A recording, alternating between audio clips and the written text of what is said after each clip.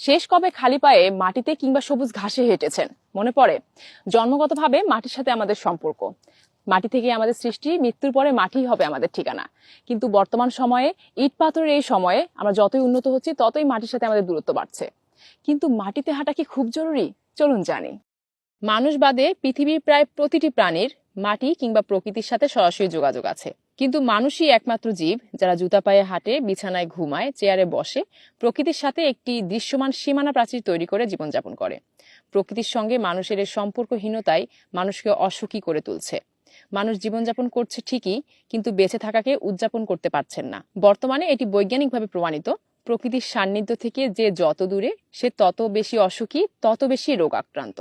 পরিষ্কার মাটিতে কিংবা সবুজ ঘাসের উপরে খালি পায়ে হাঁটলে আমাদের মানসিক অস্থিরতা দূর হয় এবং ডিপ্রেশন কাটিয়ে ওঠার জন্য এটা কিন্তু এক ধরনের প্রাকৃতিক থেরাপির মতো। বর্তমান সময়ে আমরা অনেকে অস্থির, ডিপ্রেসড এবং ভেবে পাই না কি করব।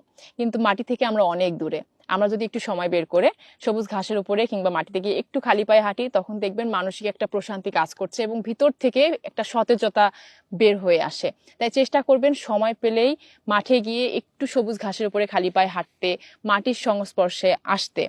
এবং মাটির সংস্পর্শে আমরা থাকবো, কৃষিকে ভালোবাসবো, কারণ কৃষি হচ্ছে আমাদের প্রাণ।